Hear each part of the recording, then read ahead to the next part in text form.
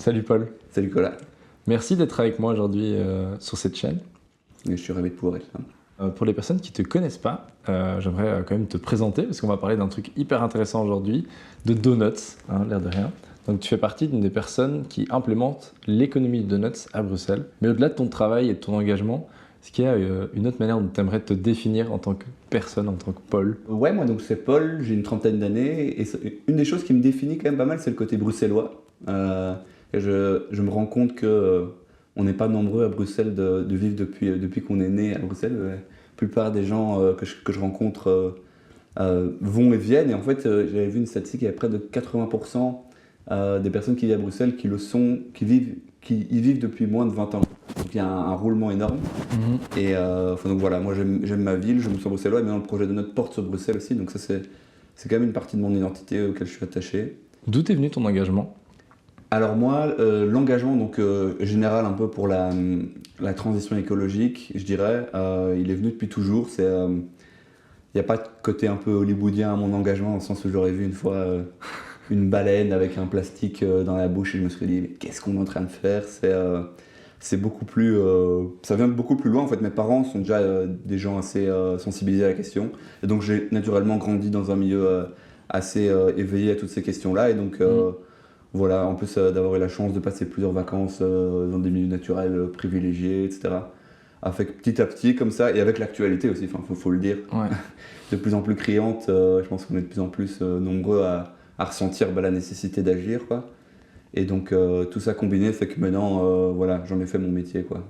C'est chouette, c'est très Ouais. bien. Bon, en parlant de ton métier et de donuts, comme on a dit au début, c'est quoi du coup l'économie de donuts?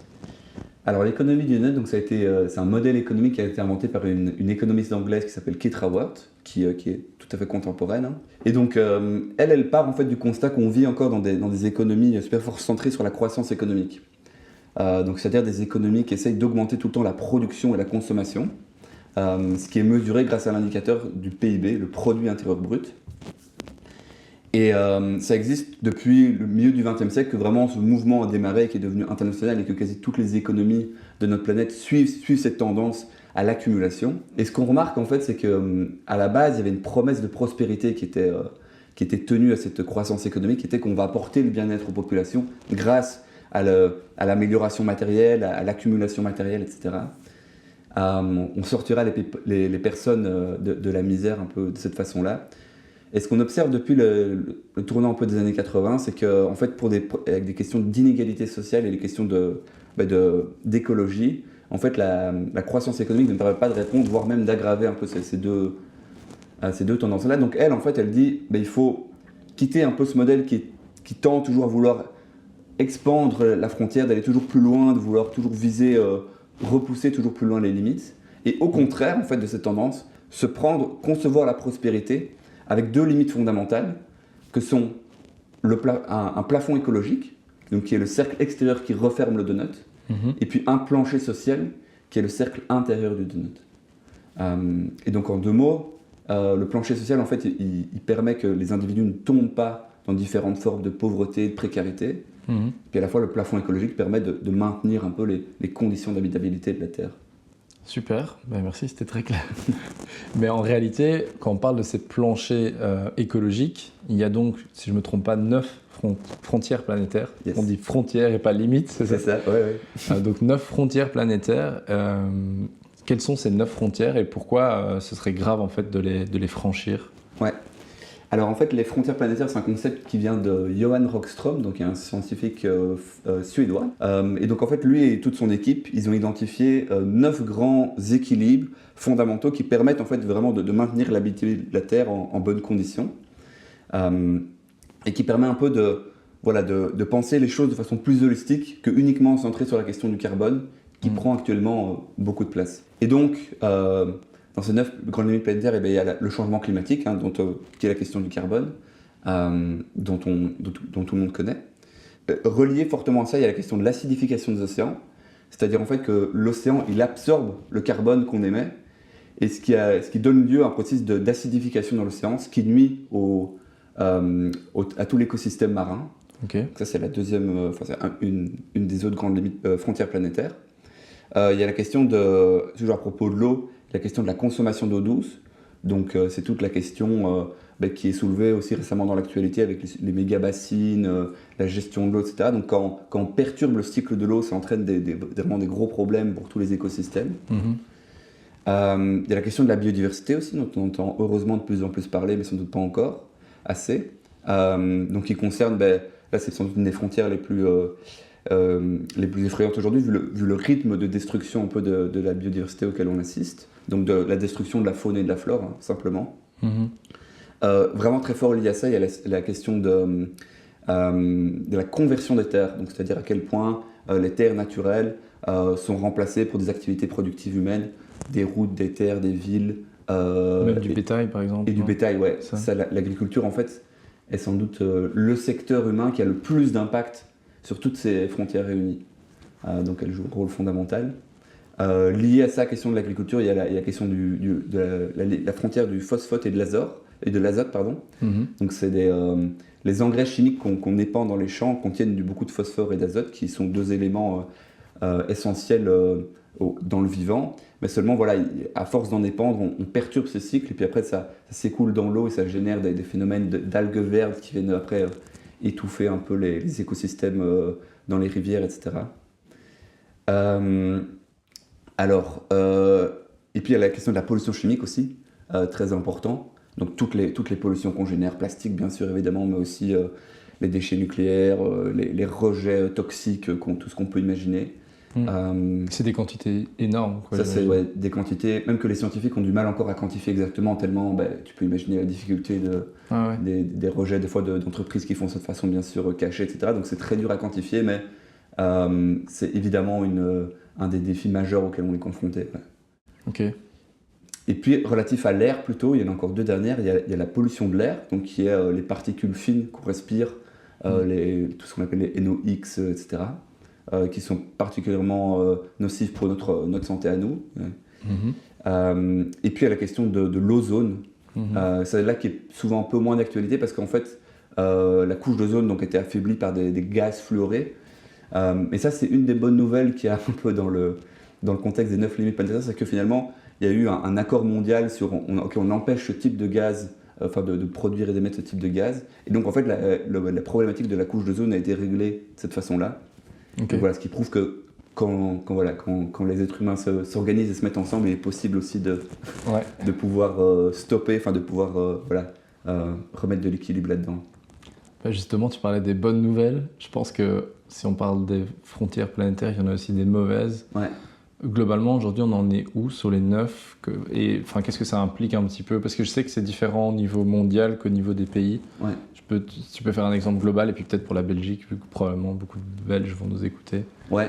Mais donc, qu'est-ce que ça veut dire franchir une frontière planétaire? En fait, une fois qu'on l'a franchie, en fait, ça veut dire quoi? Ça veut dire qu'on quitte la zone safe, la zone secure qu'on a connue pendant les 12 derniers 1000 ans. Ouais. Et qui était en fait ce qu'on appelle la période de l'Holocène, donc qui a conduit à toute l'évolution de l'humanité telle qu'on la connaît. Et donc quand on franchit ça, ça veut dire que non pas que tout s'effondre d'un coup, mais qu'on entre dans une zone d'incertitude. Et que petit à petit, à force de nous envoyer, on risque d'atteindre ce qu'on appelle des tipping points en anglais, des points de bascule. Ça typiquement par exemple, c'est lorsque il y a du réchauffement climatique, donc les températures augmentent. Il y a ce qu'on appelle pour donner un exemple, dans les sphères, au nord et au sud de notre planète, il y a des terres gelées qu'on appelle le permafrost, qui sont gelées en continu toute l'année. Et lorsque celles-ci dégèlent suite à l'augmentation des températures, elles relâchent du carbone dans l'atmosphère. Et donc petit à petit, en relâchant du carbone, et là on comprend qu'il y a une sorte de boucle d'action négative qui se met en place. Donc ça augmente encore l'effet de serre, qui va donc encore augmenter ce phénomène. Et donc plus de terre plus de carbone est relâché, ainsi de suite, ainsi de suite. Et donc ça, c'est typiquement un exemple de point de bascule, où alors, à ce moment-là, on dirait que le contrôle de l'être humain lui échappe totalement. On n'a plus prise, et donc c'est ça que les scientifiques sont en train de nous alerter, c'est de parvenir à essayer de nous arrêter à temps pour éviter que ce genre de phénomène arrive. Et donc voilà, alors aujourd'hui, il y a 6 de ces frontières limites planétaires qui sont dépassées. L'acidification des océans encore est dans un état stable, n'a pas encore dépassé la frontière. La question de l'ozone aussi, la question de la pollution de l'air il y a des très grosses disparités régionales. Si tu vis en Inde, dans certaines villes, on voit qu'il y a une pollution énorme de l'air.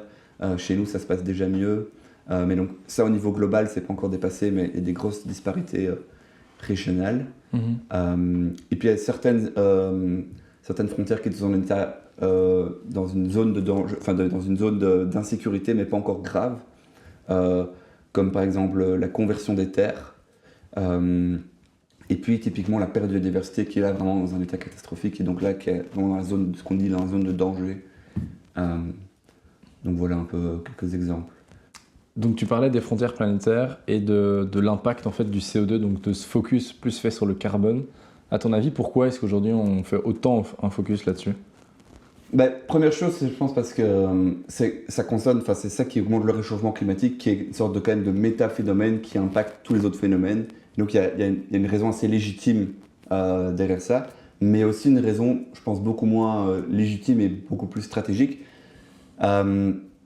qui est que la question du carbone peut être résolue assez techniquement, avec des technologies vertes, etc., et qui du coup ne nous pousse pas à remettre en cause plus fondamentalement nos modes de vie, etc. Même tout le système en fait au final. Tout le système, c'est ça exactement. Tu prends la question, des gros postes qui génèrent le carbone, etc., la mobilité, l'énergie, etc.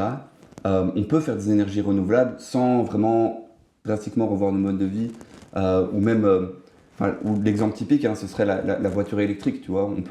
On continue un peu business as usual, on continue à vendre des voitures, etc. Seulement, on les fait passer en électrique, ça a ses vertus, c'est déjà bien.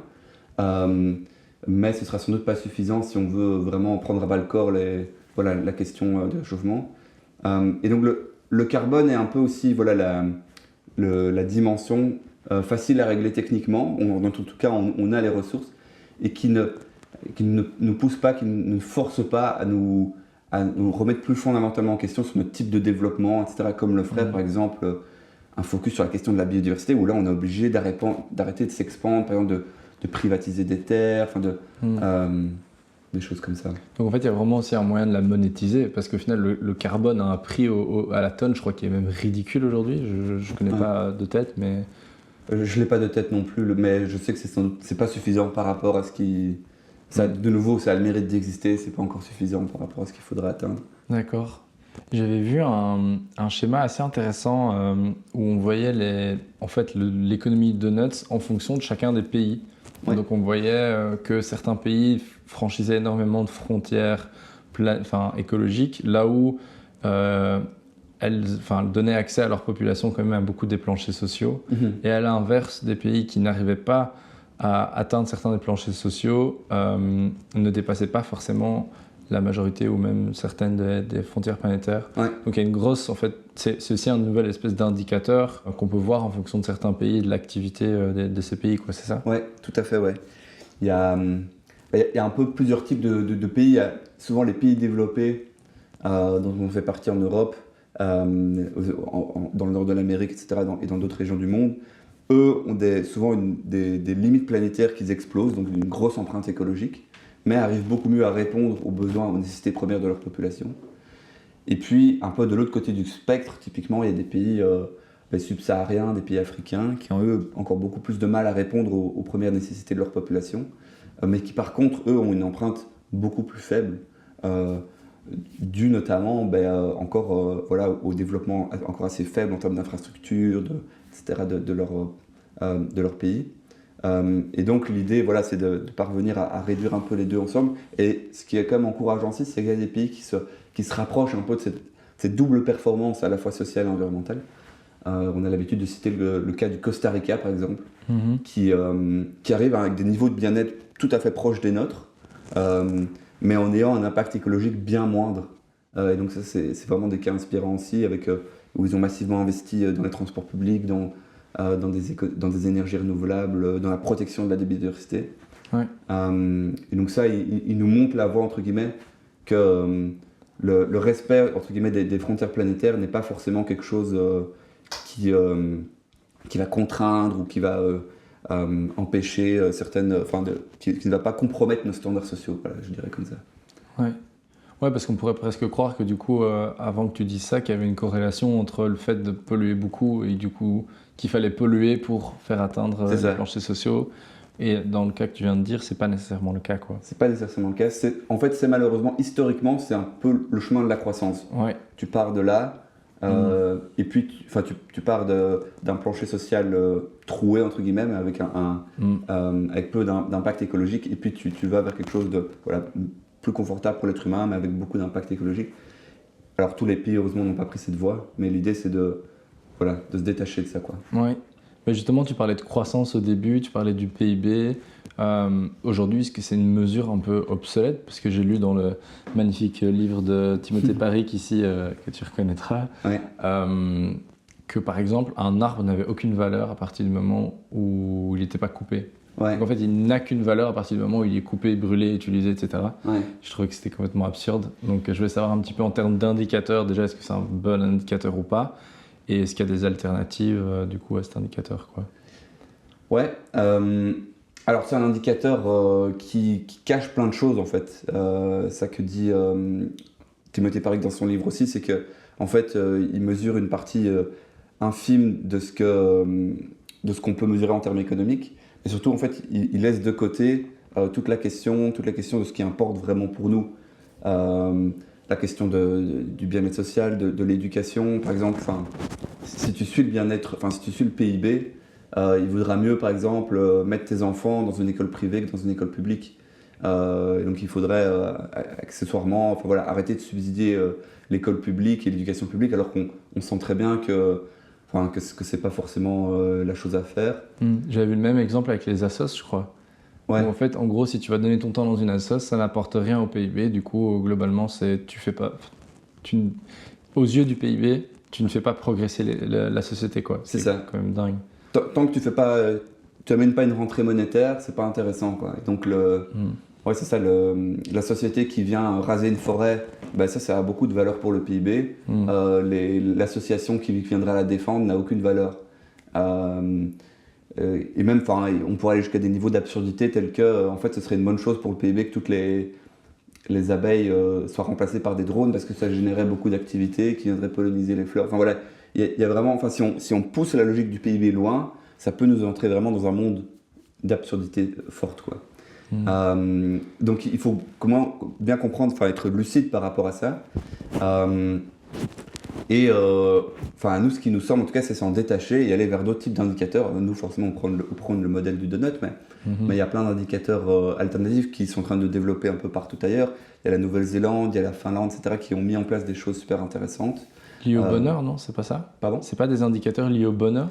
Ouais, il y a le Bhoutan, qui a l'indicateur du bonheur, je ne sais plus exactement, mais c'est quelque chose de ce style-là. Happy Index, quelque chose comme ça. Et donc, ils prennent une série d'indicateurs qu'ils agrègent dans un gros indicateur et qui mesurent en fait le bien-être de façon différente, avec beaucoup plus ces considérations sur le bien-être de la population, plutôt que juste sur la croissance économique que mesure le PIB.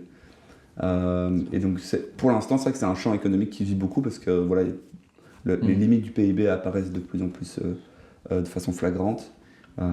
Et justement, le donut en tant que tel, je sais que c'est du coup un modèle qui est repris dans pas mal d'endroits dans le monde, pas mal de villes. Bruxelles est donc une des pionnières, si je comprends bien. Tu peux nous en dire un peu plus du coup sur ton travail et sur le travail qui est fait à Bruxelles? Avec plaisir, ouais. Donc en fait, l'aventure bruxelloise, elle a commencé il y a quelques années, quand encore en fait la théorie du donut était encore beaucoup moins répandue. Maintenant, il y a un petit boom dans le monde du donut, vraiment plein de territoires qui se l'approprient. Nous, on a fait partie avec Amsterdam, un peu vraiment des pionniers à mettre ça en œuvre. Et la volonté à Bruxelles, c'était de pouvoir décliner le modèle du donut sur plusieurs échelles différentes. Vraiment de se dire, tiens, comment on peut se l'approprier de façon différente pour que ça devienne une sorte de modèle cohérent. Et donc, il y a eu une première recherche à un niveau, ce qu'on a appelé niveau macro, donc un niveau assez général, au niveau de la région. Donc là, on a fait toute une étude sur en fait comment la région performe au niveau environnemental et social. Donc c'était une chercheuse de l'ICHEC qui a récolté tous les indicateurs qu'elle a pu trouver Et donc maintenant, on a une représentation de donuts où on voit comment, en fait, une représentation de donuts de Bruxelles. Et voilà, on voit que forcément, elle dépasse assez fort les frontières planétaires. C'est pas une surprise vu notre qualité de ville occidentale, je dirais. Et puis aussi au niveau social, voilà, ça a été fort documenté. Donc ça, c'était une première appropriation. C'était un travail assez quantitatif, mais qui est super intéressant pour pouvoir un peu monitorer, pour voilà, évaluer la qualité environnementale et sociale à Bruxelles. Après, il y a un niveau méso. Ce qu'on appelle le niveau méso, c'est donc ça tient plutôt à tout ce qui est les politiques publiques. Donc ça, c'est la secrétaire d'État à la transition économique, Barbara Tracht, qui s'est inspirée du modèle pour penser sa stratégie de transition économique, la shifting d'économie. Donc là, l'idée, en fait, c'était de se dire comment on peut faire transiser toute l'économie productive bruxelloise et l'amener tendre vers cet espace de donut. Et donc, elle a... avec ça, elle a mis en place un concept d'exemplarité sociale et environnementale pour les entreprises. Et l'idée est de dire que, en fait, cette année, en 2024, seulement les entreprises qui peuvent démontrer une exemplarité sociale ou environnementale vont pouvoir voir ces aides économiques augmenter. Et puis en 2030, seulement les acteurs économiques qui pourront revendiquer, qui pourront montrer leur exemplarité auront droit à toutes ces aides publiques. C'est intéressant. Ouais.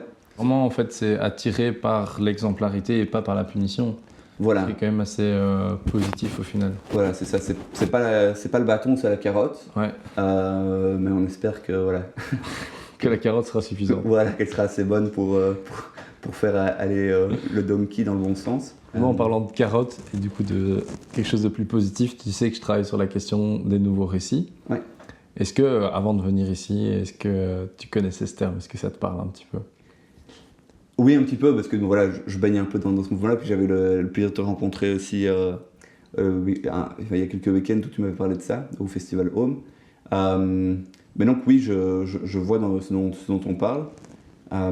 Et c'est vrai que tout de suite ça fait sens pour moi avec le donut, qui est vraiment une sorte de nouveau narratif qu'on essaye de mettre en place, qui est une des forces clairement de l'approche du donut, c'est d'être très parlant, parce qu'on on se représente bien, ah ok, là on est en dépassement, aussi au social, et justement de donner corps un peu à cette idée de transition juste. Souvent on dit voilà, l'écologie et le social ne peuvent pas aller ensemble, et là en une image ça tient ensemble, tu comprends que ça va ensemble. Bah oui, bon, puisqu'en plus en fait c'est repris aussi dans la fresque des nouveaux récits, hein, tu sais, donc cette espèce de jeu avec des cartes où tu apprends les causes-conséquences. Et l'économie de notes est reprise comme exemple à plusieurs moments. Et donc c'est vrai que pour moi c'est assez juste dans le sens où les histoires qu'on demande aux gens de créer doivent être compatibles avec l'économie de donuts, ou en tout cas c'est un modèle qui peut être suivi. Donc voilà, mais est-ce que toi tu as des exemples vraiment concrets à Bruxelles? Parce que même pour moi, j'avoue, l'économie de donuts, ça reste encore abstrait par moment. Ouais. En fait, c'est une théorie et j'ai envie d'y croire, mais en concret, ça donne quoi à Bruxelles? Ouais. Donc ça, comme je disais, ça a donné lieu déjà à ce travail de recherche qui est quand même pas rien.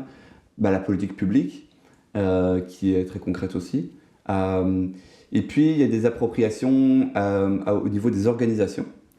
Donc là, on a un peu pris notre casquette de consultant et on a été voir des organisations privées, même de l'associatif, qui eux sont intéressés aussi à faire évoluer leur organisation dans le sens du donut, en respectant ces deux limites. Et donc on fait un peu des workshops de réflexion avec eux pour voir comment eux peuvent, quel est un peu le diagnostic social et environnemental, qu'est-ce qu'ils peuvent générer comme idée positive à travers ça. Alors nous, ça a été un travail pionnier, ça fait 2 ans qu'on est à l'œuvre, donc on en a fait pas mal de ces workshops, c'est super intéressant. Il n'y a pas encore vraiment, si tu veux, un cas d'école, une entreprise qu'on pourrait dire, voilà, ça c'est... ouais, c'est ça.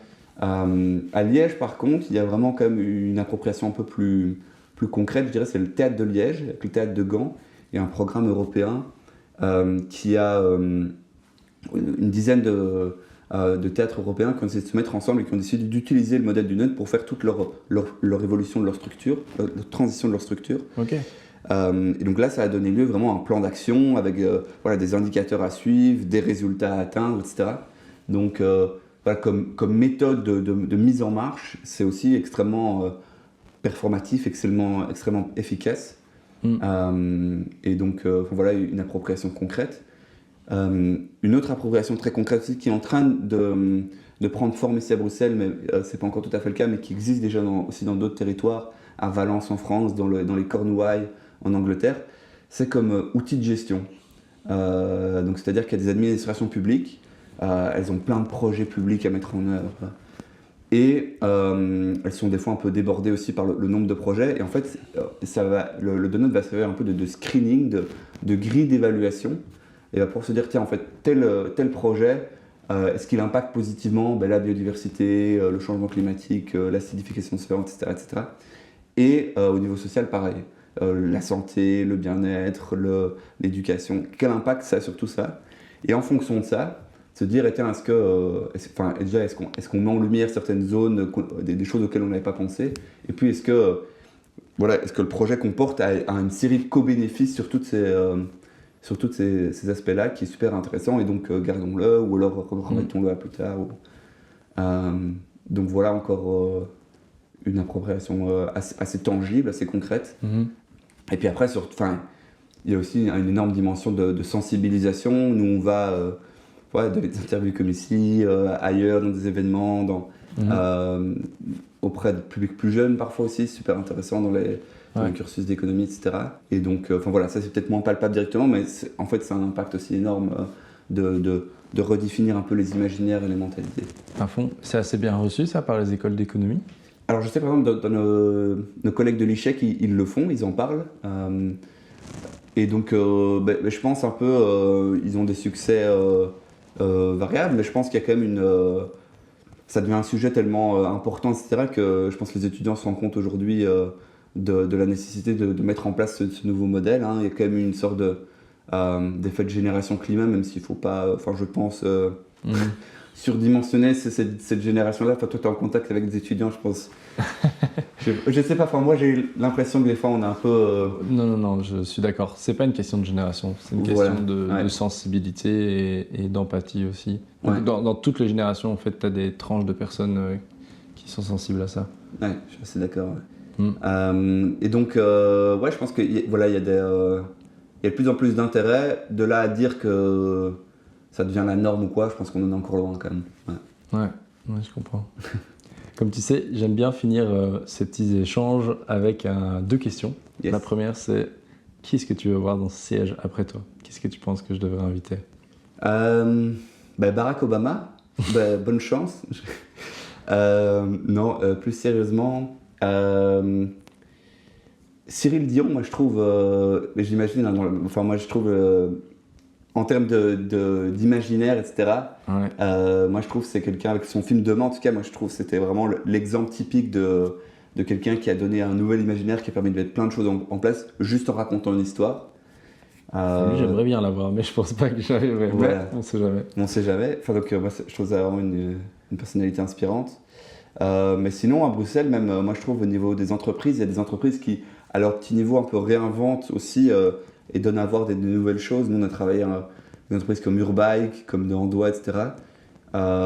Qui je trouve aussi, ça peut être intéressant de voir comment au niveau de l'entreprise, comment on repense un peu aussi cette question-là, comment on donne à repenser le succès, la performance, qu'est-ce que ça veut dire en fonction d'autres valeurs. Et t'as une personne chez Urbike?